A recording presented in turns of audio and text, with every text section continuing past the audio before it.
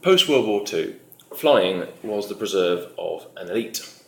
A few statesmen, a few diplomats, the odd film star, maybe the occasional conference interpreter, but that was about it. Those were the only people who could afford to fly, because flying was expensive and it was glamorous. Over the last 20 years, however, especially in Europe, it has got an awful lot less expensive and, many would argue, an awful lot less glamorous. The reason for this is the advent and the seemingly unstoppable rise of the budget airline, known in the trade as an LCC, or low-cost carrier. LCCs have essentially democratized flying for millions of people in Europe and beyond since the 1990s, and the big names of the industry are familiar, all too familiar to most of us, I imagine. Ryanair, EasyJet, Eurowings, Wizz Air, Vueling, Transavia, etc. To give you an order of magnitude, in 2018, the market share of LCCs on European short-haul flights was 41%.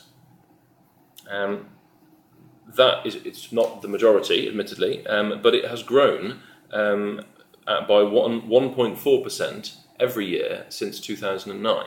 And if it continues at that rate, then by 2027, it will be over 50% of the market.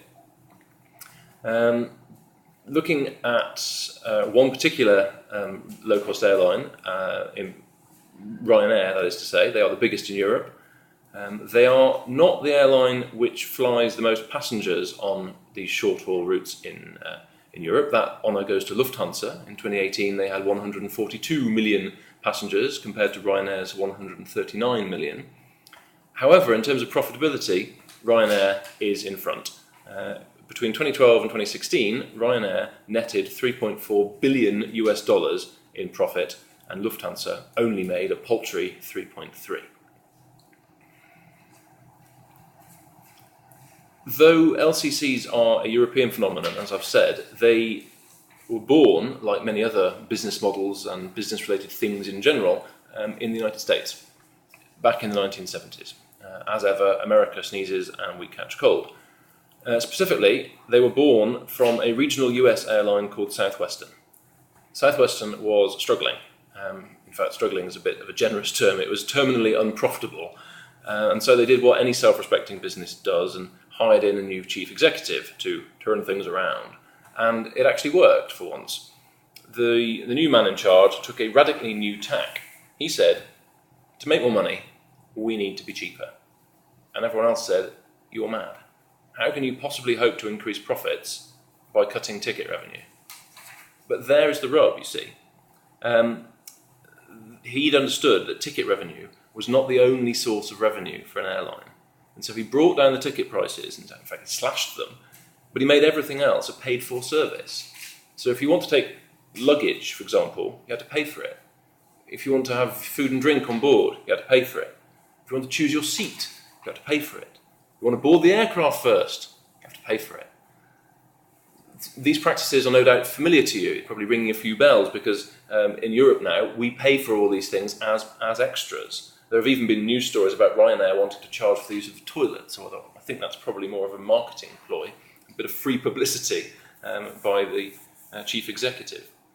Anyway, Southwestern, in creating this new model, created what we now call basically a no-frills airline, as compared to a traditional full-service airline a la Lufthansa or British Airways or whoever, where your relatively high ticket price includes things like luggage and food and drink on board, whether you want it or not. Within a few years, Southwestern was back in the black.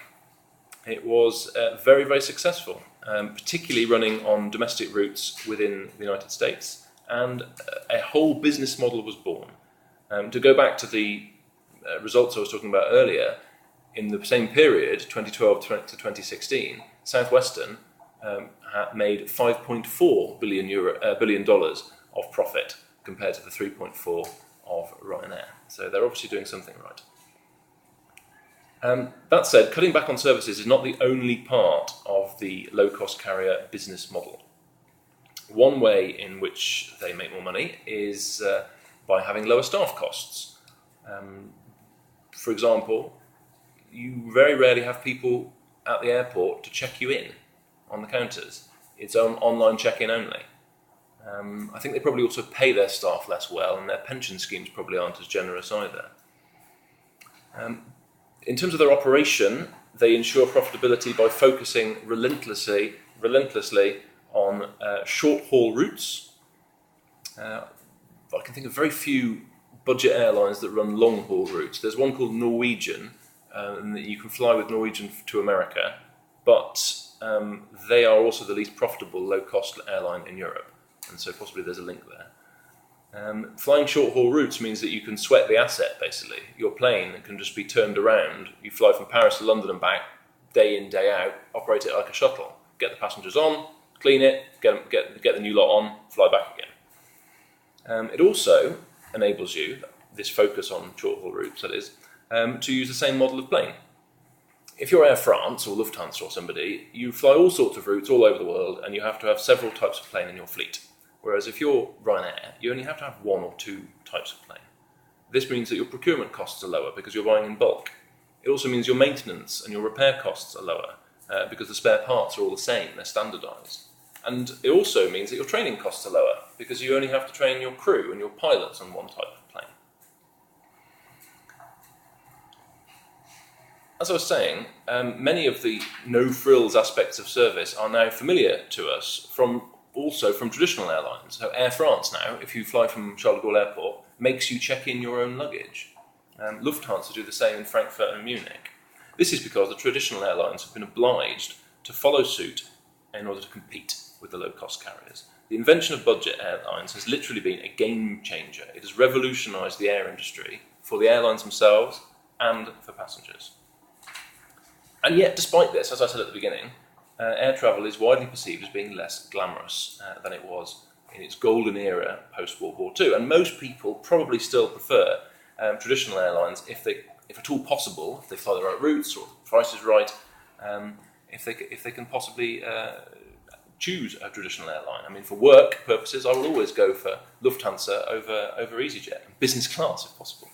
That said, I admit that when it's me paying and not my customer, I have to put my own hand in my pocket, and I use them too.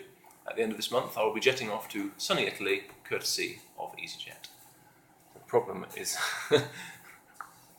as I said, it's changed things for the industry and for passengers, and that brings me to the end of the speech, so thank you very much.